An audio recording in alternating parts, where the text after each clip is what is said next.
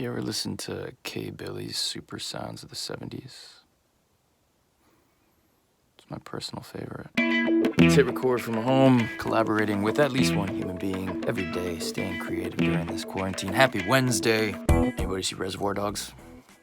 For you youngins out there, see Reservoir Dogs. It's Quentin Tarantino's first movie. One of the actors from Reservoir Dogs, who's actually been in a bunch of Quentin Tarantino movies, Michael Madsen, he just, I don't usually shout people out like this. You know, various people join Hit Record, and some people with high profile, etc. But I'm a particular, I gotta say, I'm quite a fan of Michael Madsen. He's been in, you know, Kill Bill and Hateful Eight, and he put up a bunch of poetry and started some projects. And I gotta say, like, I'm usually somewhat allergic to the word fan, and that might sound weird. And I don't mean that in that I'm allergic to people who consider themselves a fan of my work at all. I'm deeply appreciative of anybody who cares enough about what I do to call themselves a fan. I guess, you know, I grew up doing this such a long time. I was 14, 15, 16 stuff. The word fan indicated something that felt, to me, I don't know, cheesy.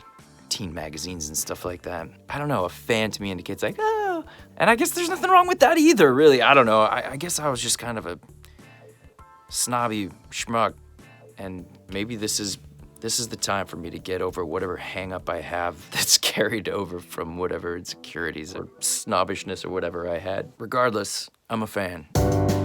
I've been a fan of Michael Madsen's movies for, you know, since Reservoir Dogs was a, you know, movie in the 90s. And now he's started these projects, and I was really excited to contribute to one of them. I found he started this project called Star Throwers, and it's this piece of writing that he did. It's kind of a poetic anecdote about his life and this beautiful moment he had with his two sons. And he's asking people to read the writing out loud, give a performance of it, which I did, and took a lot of pleasure in doing that. Did a couple takes to make sure I liked it. Pictured him listening to it.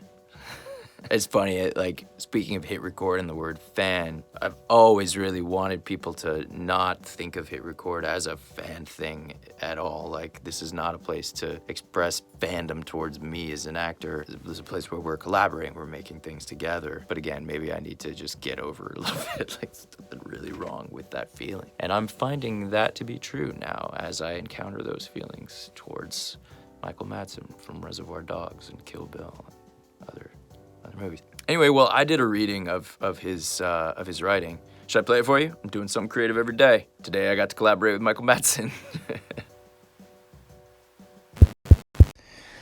The dogs woke me up this morning. Rocco, Sasko, and Susie, the three hairy stooges, started moving around 5:30 a.m. So I put on my jacket and took them downstairs to the beach. Walking along in the early gray light, I came across about 50 sea stars washed up like castaways across the sand. In 8 years living at the beach, I've never seen so many lying about before. I wondered if they were going to make it back out ocean bound, but the tide was well back. Maybe they all beached themselves out of some sort of sea star protest or something. Anyway, I picked up an orange one and threw it like a ninja thing back into the surf. Then a purple one and a bigger purple one. I can't really think of a more quiet, defenseless creature, so I figured I'd save them all, goddammit. My sons, Max and Calvin, soon joined me in the throwing endeavor, and Sasko the shepherd was running back and forth with the star in his mouth. Seeing my little 7 and 3-year-old star throwers silhouetted against the pink morning sky was an image I'm pretty sure God himself might like. It's enough that I saw it right then.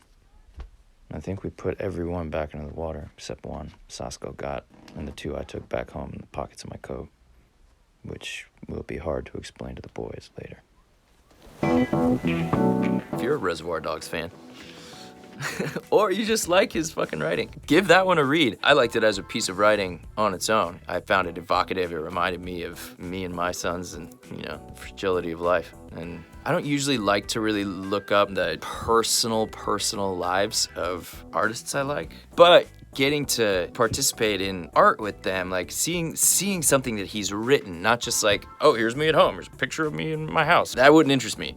But seeing a little short story that he wrote, a poem, and getting to read it and hear other people read it, and now we're all like making something together. That does interest me. I'm curious what he ends up doing with these performances. Maybe he'll make it into some kind of short film or an audio story, podcast type of thing. So if you want to do some acting, give this piece a read, Star Thrower. Or he's started a few different projects. If you feel like doing some writing, he's got some interesting writing projects. He's got this writing project called Whiskey River. It says, my son Luke built a western town called Whiskey River. We have the beginning of a story all about the townspeople living in fear of a giant bird that watches over them. But the story needs to be completed. That could be fun if you want to do some writing. I'll leave it there for today.